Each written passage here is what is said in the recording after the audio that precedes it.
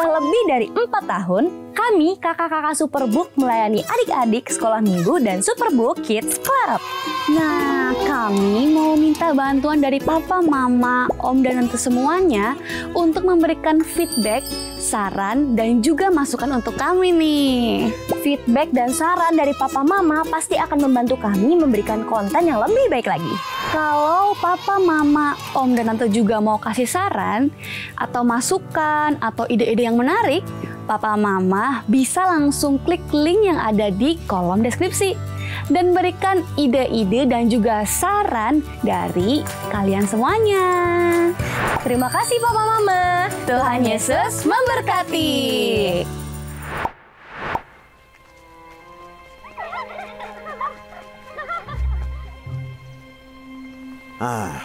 Apa sih yang mereka lihat di Yesus? Ia mengampuni setiap orang, berteman dengan orang berdosa. Lihat si pemungut cukai itu. Dan kita tahu mereka butuh pengampunan. Perhatikan, kerumunan yang mengikuti dia semakin banyak.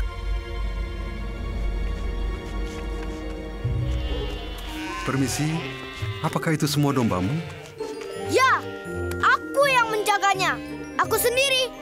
Dan ini hewan ternak keluargaku. Ayahku memberi tanggung jawabnya kepadaku. Aduh, aku.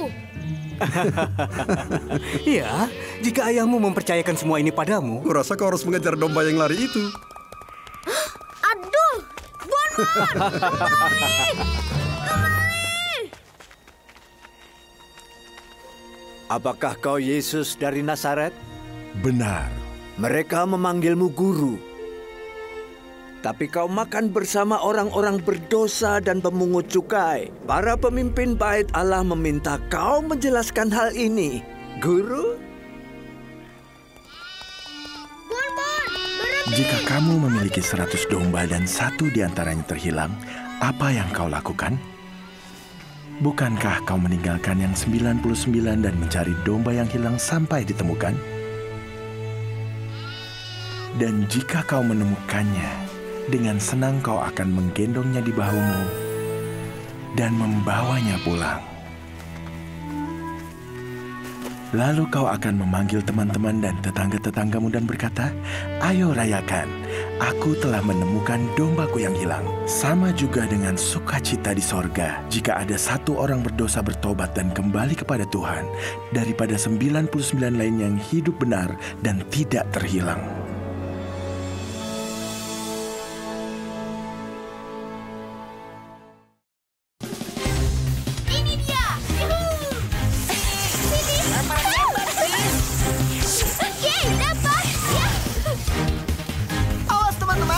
Keliling dunia sampai ke bulan dan kembali. Yes!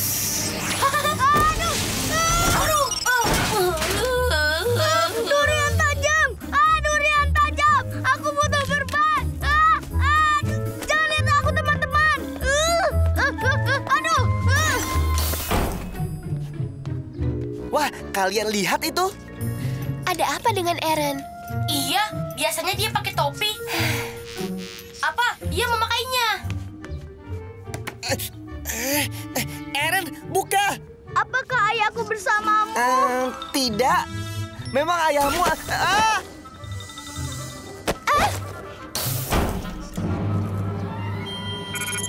Hai, kau pikir aku apa? Besi bekas. Aaron, kenapa kamu bersembunyi dari ayahmu? Aku melakukan hal yang sangat buruk, Chris. Aku ada dalam masalah yang besar sekali. Ayah tak akan mengampuniku. Aku tidak akan bisa pulang lagi. Apa yang telah kamu lakukan? Chris, berapa harga sewa rumah pohonmu? Masih luas. Dimulai dari sekarang. Aaron, kamu tidak bisa tinggal di rumah pohonku. Apa aku harus cari apartemen di tengah kota? Aku punya uang dari ulang tahunku. Ku bayar $10 per minggu. Ini tidak masuk akal. Ya, teropong dan kursi biji kacang saja seharga $20. Aku sedang tawar-menawar nih. Oh, baiklah. Baik. Ayahku pikir aku pasti tinggal di sini. Ini daftar yang aku butuhkan. Aku mau kabur. Oh, dan 10 roti kacang. Tolong buang pinggirnya seperti yang ayah lakukan. Aku tidak suka pinggirnya. Baiklah. Eren, jangan tinggalkan rumah pohon ya. Mengerti? Jangan pergi dari rumah pohon. Wah, enak kursinya. Ku bayar $15 per minggu. Tidak lebih dari itu. Apa yang akan kita lakukan? Dia suka kursinya. Naikkan aja harganya $19 sebulan. Tidak lebih, tidak ada ekstra. Atau kita bisa meyakinkannya untuk pulang dan menghadapi hal ini. Aku tidak tahu. Eren sudah lama menjadi temanku. Jika dia bilang dia tidak bisa beritahu ayahnya, mungkin yang dia lakukan benar-benar tidak bisa diampuni. Superbook!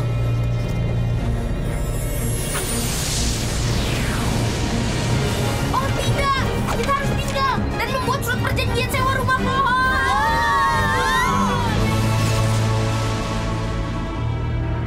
Aku membawa kalian bertemu seorang yang menjadi teladan bahwa pengampunan itu selalu ada.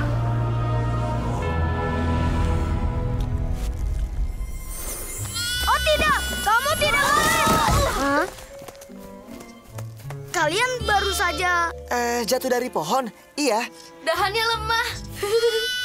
Maaf, apa kami menakuti dombamu? Tidak. Bonbon. Domba ini memang semaunya sendiri. Tenang, Bonbon. Aku Joy, ini Chris dan Gizmo. Aku Mika, dan aku menamainya Bonbon karena ia selalu mencoba kabur. Kalian yang di atas pohon kan untuk melihat Yesus lebih jelas? Yesus?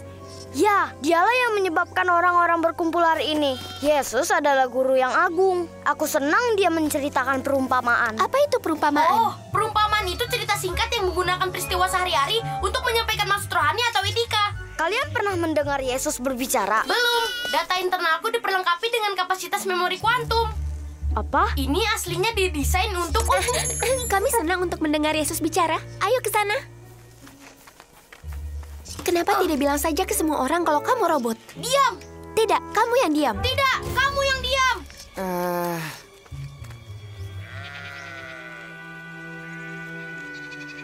Rotinya enak sekali. Kamu mau? Iya dong. Kamu tahu, aku terus memikirkan yang Eren katakan. Maksudku, sepertinya ia serius ingin kabur dari rumahnya, Joy. Apapun itu yang dia lakukan, pasti sesuatu yang tidak bisa ayahnya maafkan.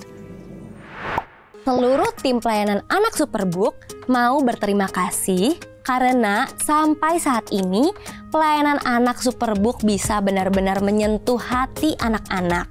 Dan semua itu bisa terjadi karena dukungan dari papa, mama, om, dan tante. Tapi masih banyak anak yang belum mendapatkan pelayanan anak yang layak. Dan semua itu hanya bisa kita lakukan dengan dukungan dari papa, mama, om, dan tante.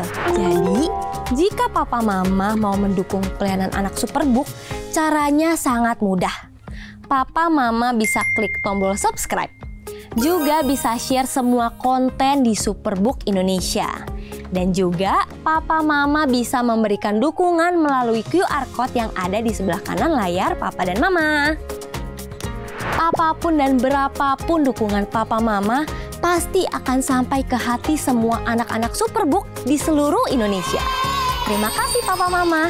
Tuhan Yesus memberkati. Guru, Yohanes dan aku membahas apa yang kau katakan kepada orang-orang Farisi mengenai gembala dan domba yang hilang. Kenapa engkau berbicara dengan perumpamaan? Barang siapa mendengar pengajaranku, lebih banyak pengertian akan diberikan, dan mereka akan penuh dengan pengetahuan. Ini kebenarannya, banyak nabi dan orang benar ingin melihat yang kalian lihat, tetapi mereka tidak melihatnya. Dan mereka ingin mendengar yang kalian dengar, tapi tidak mendengarnya. Joy, apa maksudnya? Aku nggak tahu. Ada seseorang memiliki 2 anak.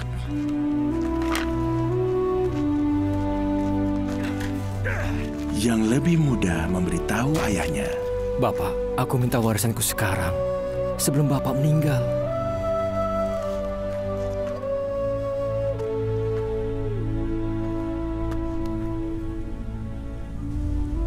Maka bapaknya setuju untuk membagi kekayaannya kepada kedua anaknya.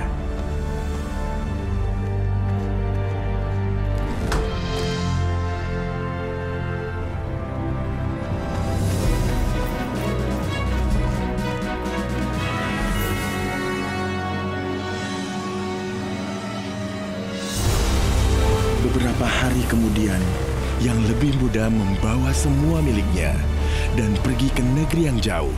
Dan ia menghabiskan semua uangnya dengan foya-foya.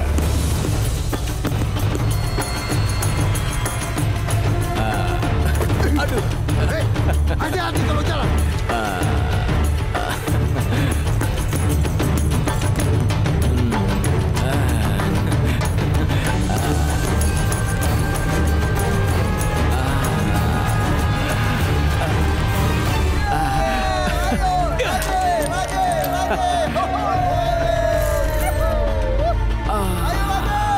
Ayo main lagi.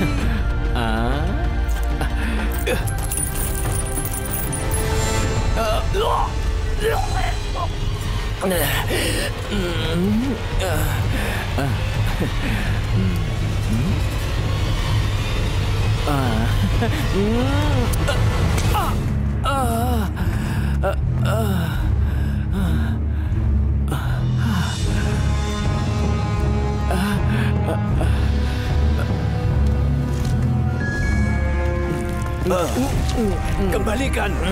Pencuri! Pencuri!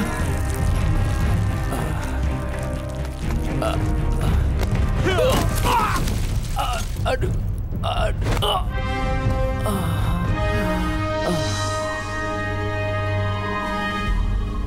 Tak lama kemudian, uangnya habis. Kelaparan melanda negeri itu, dan ia mulai kelaparan. Ia memohon seorang petani untuk mempekerjakannya, dan orang itu menyuruhnya memberi makan babi-babi. Anak muda itu menjadi sangat lapar, bahkan ia pun tergiur dengan makanan babi itu. Tapi tidak seorang pun yang memberinya makan.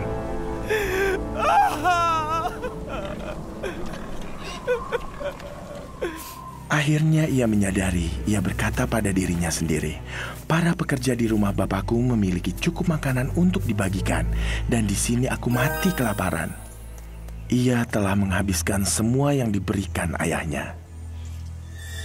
Oh tidak, dia kabur lagi. Mika, itu dia. Bonbon, Bonbon. Ayo teman-teman, kita harus menolongnya. Tapi ceritanya... Iya, kita harus tahu apa yang terjadi dengan anak yang hilang. Chris, jika Gizmo hilang, kamu ingin aku melupakan yang lain dan menolongmu menemukannya? Itu tidak mungkin, Joy. Aku diperlengkapi dengan modul navigasi dan tidak akan... sama dong, Giz. Ini kan cuma seandainya. Seandainya? Seandainya, seperti perumpamaan. Aku membuat cerita tentang kamu hilang untuk bilang kepada Chris kalau dia harus... jadi ribet. Baiklah, kita tolong. Iya, kita ikut seperti seandainya kita sedang menolong. Dia masuk ke kawanan lainnya. Oh, tidak. Bagaimana kita bisa menemukan dombamu di kawanan sebanyak ini? Lihat baik-baik.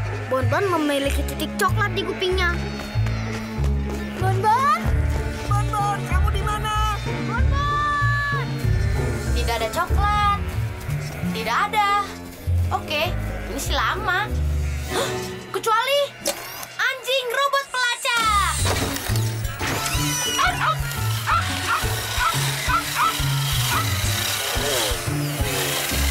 Ayo, Bonbon! Bonbon, kamu di mana?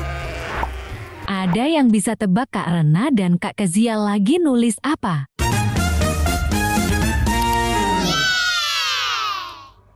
Papa Mama, jangan lupa ya untuk ingetin anak-anaknya untuk terus tulis ucapan syukurnya setiap hari. Terus kita masukin ke dalam toples ucapan syukur. Betul banget. Nah, kalau Papa Mama itu mau dapetin dekorasi seperti ini gambar-gambar Gizmo, Papa Mama tuh bisa download langsung di websitenya Superbook Indonesia atau bisa tanya di Instagramnya Superbook Indonesia. Jadi nanti di print, terus untuk menghias toples yang adik-adik akan isi dengan ucapan syukur. Jangan lupa untuk tulis setiap hari supaya toples ini bisa penuh dan di akhir bulan kita bisa lihat dan mengingat kebaikan-kebaikan Tuhan dalam hidup kita, ya kan Kak Gisya? Betul banget. Jadi jangan lupa ya, kita tunggu. Bonbon! Bonbon! Bonbon! Tolong! Tolong!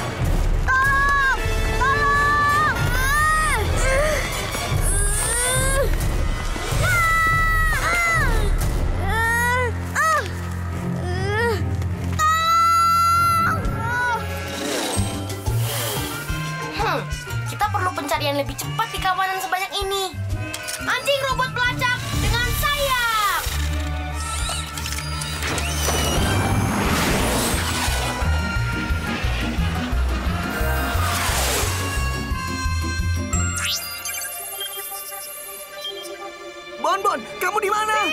Joy, tolong! Mika? Astaga! Bertahanlah, Mika!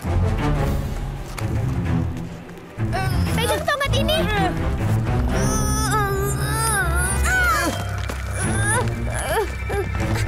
Hampir dapat!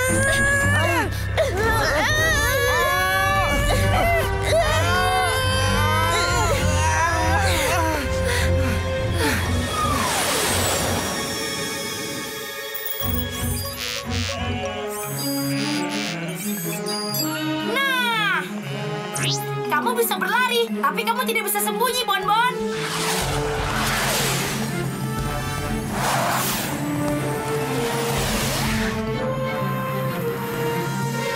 Oh, tidak.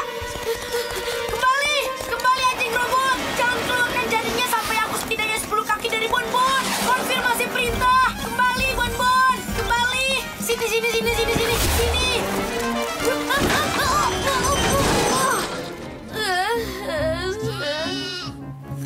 Rasa terima kasihku tidak cukup, teman-teman. Kayaknya kalian harus berterima kasih pada aku. Syukurlah kita percaya kembali. Dia tidak akan memurkai di kawanan itu. Hei! Kau memang domba yang pintar, ya kan? Bukan ingin berkata ini, domba ini boleh juga untuk bahan pakaian. Di kisah yang Yesus ceritakan, anak itu mengambil semua yang ayahnya berikan dan ia menghabiskannya.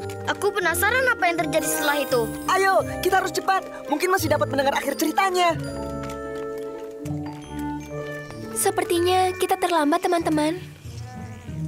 Wah, kisah yang benar-benar singkat. Iya, perumpamaan adalah kisah singkat yang menggunakan peristiwa sehari-hari untuk menjelaskan maksud kita tahu, Gizmo. Kita tadi menangkap domba yang lari dan menjadi rasanya. Tenang. Satu-satu. Sekarang, apa yang kalian katakan, anak-anak? Kami tadi menangkap domba yang lari. Mari, duduk dengan kami. Yesus, kami ingin mendengar kisah yang kau katakan kepada mereka. Tapi dombaku lari. Bonbon, lari lagi? Iya, tapi Chris, Joy, dan Gizmo menolongku menemukannya. Jadi, ketika kami mengejar Bonbon, anak itu menghabiskan seluruh uangnya dan bekerja memberi makan babi. Iya, apa yang terjadi setelah itu? Pastinya berharap tidak pernah meminta uangnya. Aku akan menyelesaikan kisahnya untuk kalian. Sementara ia bekerja memberi makan babi, anak muda itu menjadi kelaparan, sampai makanan babi pun terlihat lezat. Tetapi tidak seorang pun memberinya makan. Akhirnya ia sadar dan berkata, Para pekerja bapakku memiliki banyak makanan dan aku di sini mati kelaparan.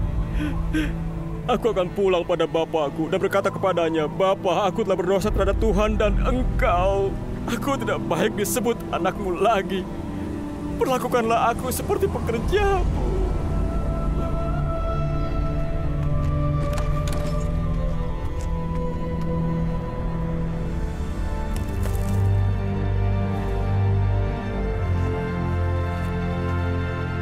Tetapi saat ia masih di kejauhan, bapaknya melihat dia dan berbelas kasihan padanya. Ia berlari kepada anaknya.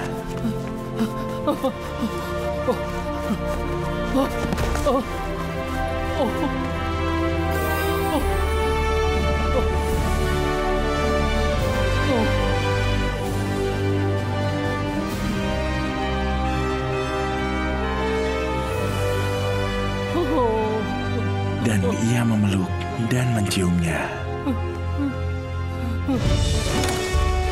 Cepat, bawa baju terbaik dan kenakan padanya. Berikan cincin untuk jarinya dan sandal untuk kakinya. Ambil lembu paling gemuk dan siapkan agar kita dapat rayakan. Anakku telah mati, tetapi sekarang hidup kembali. Ia hilang dan sekarang ditemukan. Dan mereka mulai merayakannya. Anak yang sulung ada di ladang, tapi ketika ia dekat rumah, ia mendengar musik dan tarian.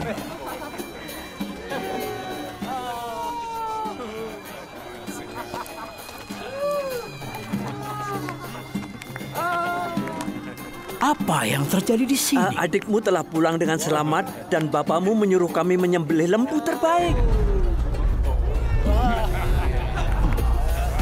Anak yang sulung begitu marah sehingga tidak ingin masuk ke rumah. Bapaknya keluar dan memintanya untuk masuk. Selama bertahun-tahun aku bekerja untukmu seperti seorang budak dan selalu taat padamu. Tapi Bapak tidak pernah menyembelih bahkan kambing kecil pun, agar aku bisa berpesta dengan teman-temanku.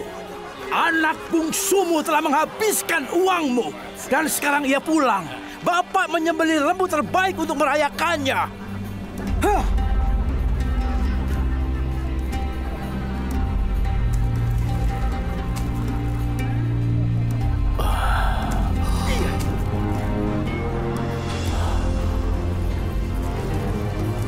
Anakku, kau selalu bersamaku dan semua yang kumiliki adalah milikmu. Tapi kita seharusnya berbahagia dan merayakan. Adikmu mati, tapi sekarang ia hidup, ia hilang, dan telah ditemukan.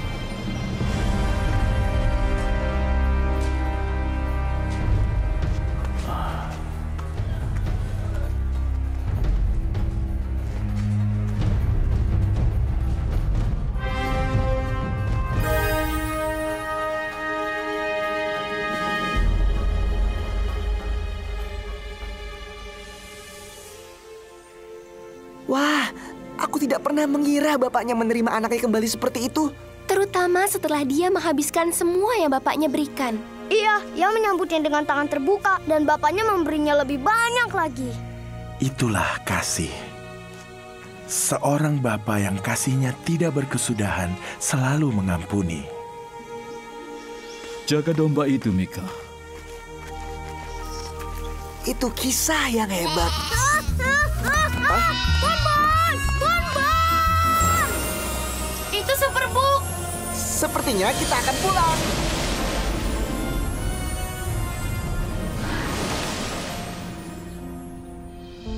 Aku tidak tahu apa yang Eren lakukan sehingga dia takut pulang.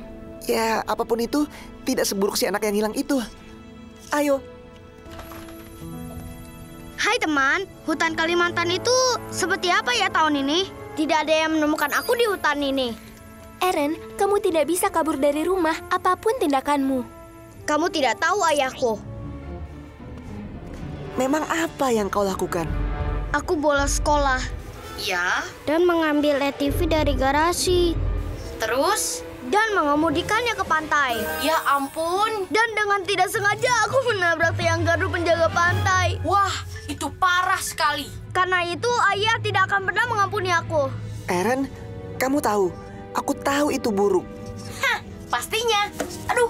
Tapi kamu tahu, aku yakin kasih ayahmu jauh lebih besar dari benda itu. Ayahmu pasti mengampuni. Rencanaku untuk kabur norak ya. Ya, lebih baik aku pulang dan menghadapinya. Chris, Joy, kalian lihat Eren? Dia tidak masuk sekolah hari ini. Dan aku tidak tahu... Eren, kamu dari mana saja? ATV tidak ada di rumah. Ibumu dan aku mengkhawatirkan kamu. Aku ingin bicara, ayah. Sini, turun anakku.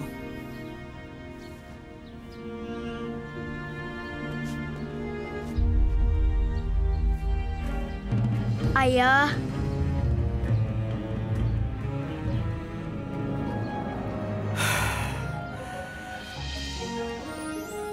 Ayah lega kau tidak apa-apa.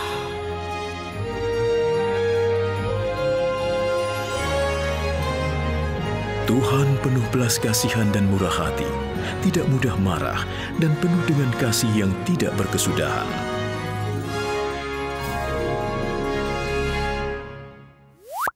Adik-adik dan papa mama semuanya, hari ini Kak Rena dan Kak Kezia mau memperkenalkan satu lagi adik Superbook yang mengalami perubahan di dalam sekolah minggu Superbook. Namanya Kenzo.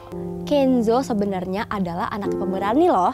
Tapi entah kenapa dia takut sekali dengan jarum suntik. Nah, suatu hari Kenzo ini sakit gigi dan mengharuskan dia itu untuk cabut giginya. Nah, Kenzo ini sangat ketakutan sampai-sampai dia itu nahan rasa sakitnya gitu karena giginya itu sudah bengkak. Karena itu, Kenzo menjadi anak yang diam dan murung. Beda banget dengan Kenzo yang biasanya. Betul. Nah, sampai suatu hari Kenzo itu menonton kisah Daud melawan Goliat di sekolah minggu Superbook di tempat dia berada. Nah, di sana itu dia belajar untuk berani menghadapi raksasa dan percaya kepada Tuhan yang bisa menolong dia. Setelah itu, Kenzo memutuskan untuk berani menghadapi ketakutannya dan dia mencabut giginya. Dia percaya kalau Tuhan akan menolong dan melindunginya. Dan sekarang Kenzo itu sudah berubah dan dia sudah berani dengan jarum. Nah, dia juga sudah tidak takut lagi sama teman-teman yang suka ngejekin dan suka ngebully dia. Dan dia tuh sudah mulai mau mendoakan teman-teman yang jahat tadi. Nah, luar biasa banget kan? Untuk Papa Mama, kesaksian luar biasa ini bisa Papa Mama baca juga di website superbookindonesia.com di bagian #ini-ceritaku. Banyak banget cerita-cerita anak yang terberkati karena bantuan dari Papa Mama, Om Tante semua. Nah, kami juga masih membutuhkan dukungan dari Papa Mama semuanya. Karena tentunya masih banyak sekali anak-anak Superbook yang membutuhkan pelayanan Superbook di sekolah minggu mereka. Kalau Papa Mama mau mendukung Superbook, caranya gampang banget. Papa Mama cuma perlu scan QR Code yang ada di kanan layar Papa Mama dan masukkan bantuan yang Papa Mama mau berikan kepada anak-anak Superbook di seluruh Indonesia. Karena seberapapun besarnya bantuan Papa Mama, pasti akan memberkati anak-anak Superbook di seluruh Indonesia. Terima kasih Papa Mama, Tuhan Yesus memberkati.